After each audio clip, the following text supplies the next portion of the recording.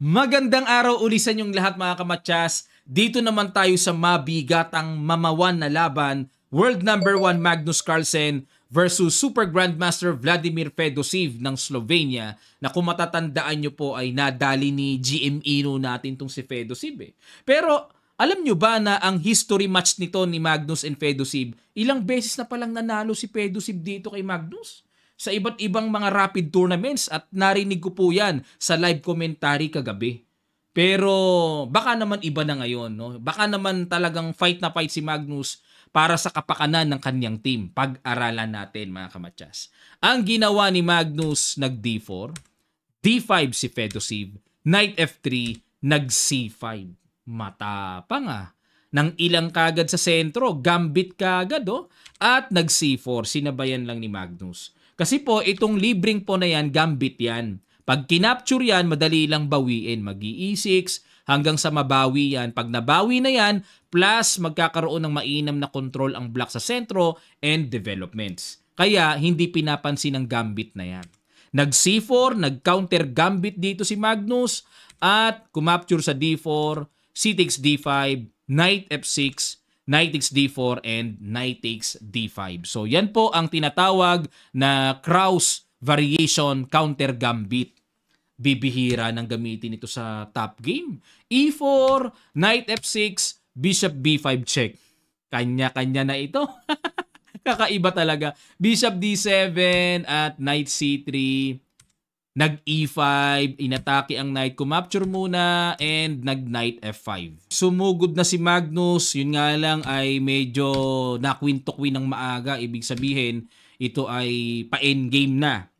Knight C6, Bishop G5, bookline pa rin. Ang plano ay para tagpasin ng knight, tapos ilulundag ang knight sa gitna para may mga nakakailang na threats. At nag-Knight G4. Dito lumabas ang novelty sa kamay ni Fedosiv. At ito pong Knight G4, syempre threat ang pawn sa F2. At ang old line dito ay Knight D7. Doon umatras. Okay? Pero tingnan natin. Knight G4, King E2, depensa. Nag-F6, paalis sa Bishop. Nag-Bishop H4. At nag-H5. Ayun, sinundan ng pawn. Okay? Nag-F3, so paalis sa knight, umatras, Bishop F2, takes, at nag-castle queenside. So dito po, slightly better si Magnus, no? Kasi mas maluwag ang space niya kung tutuusin at talagang mas advanced ang kanyang developments. At nag-H4, ano idea ng H4 dito? Para mag-Rook H5, maaring ganon. Nag-King D3, Rook H5, and King E4. Grabe, iginapang yung King para depensahan. At nag-Rook G5 atake, nag-Rook G1, nag-G6. Okay. So, pakain yung pawn sa H4.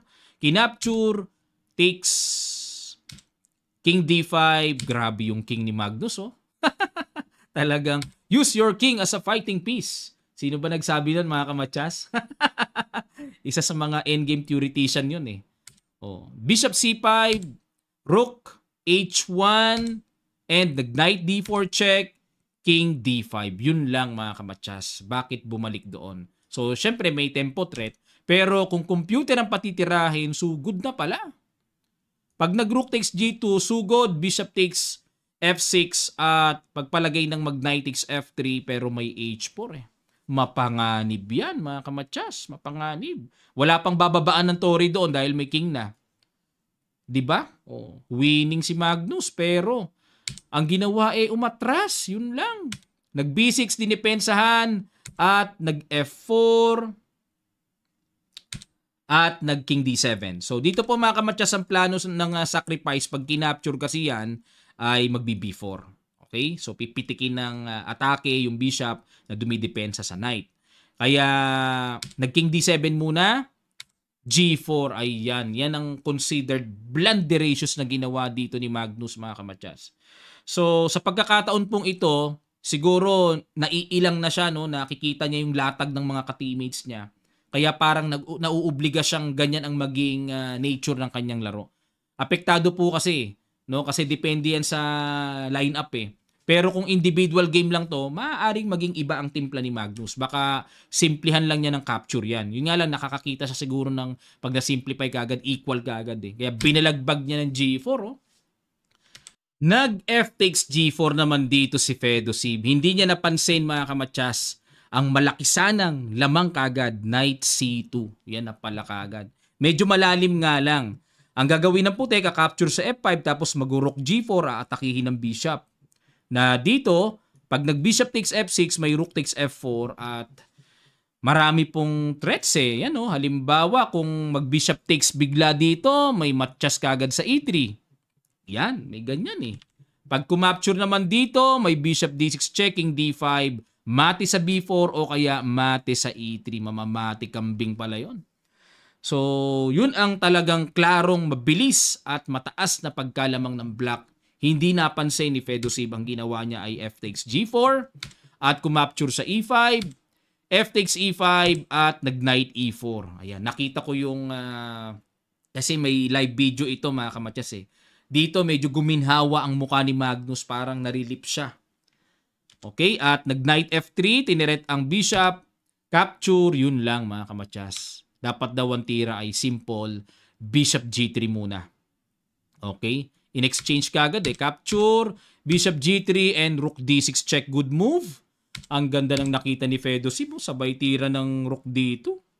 Ang ganda. Threat sa pawn, nag-rook C1 at ayun na po. Dito na talagang wala sa kondisyon si Magnus against Fedosib. Ang laki ng lamang ni Fedosib oh. King E6, good move. Dito kasi ang idea ng rook C1 ni Magnus, pag kinapture kasi ito, may possible rook C4 siya para may bawi sa G4 mga kamatyas.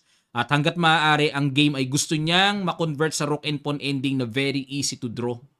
Pero ang problema, nakita na naman ni Fedosib ang matigas na tira, King E6. Ang idea, may King F5 to protect the G4 first. Na dito ay ang realization, yung pawn sa B2 at H2 under attack pa rin. Grabe ang binitawan dito ni Fedosib. Namitas, kinapture na lang and convert sa rook and pawn. Yun nga lang po ay napakalapit na ng G4. So nag-A4, rook C2 check, King B5, at nag-G3, rook G7, King F4, A5, nag-rook B2 check, King C6, tempo muna, King B6.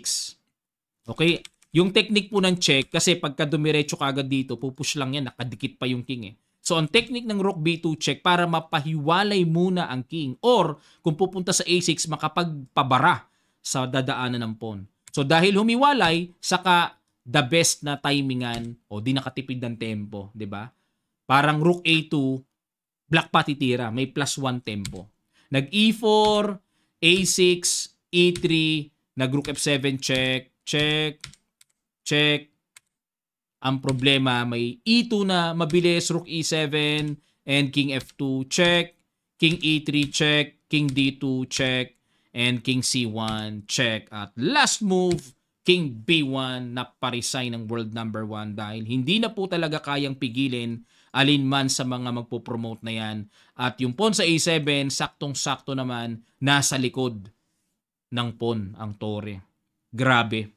Siguro po inaepektuhan si Magnus sa kalagayan ng posisyon ng kanyang mga ka-teammates. Ang score tuloy ay 3-1. Talo sila sa Slovenia. Grabe ang Slovenia. Nabuhay bigla. Maganda bigla ang kalagayan ng Slovenia ngayon sa penultimate round. No? This coming round number 10.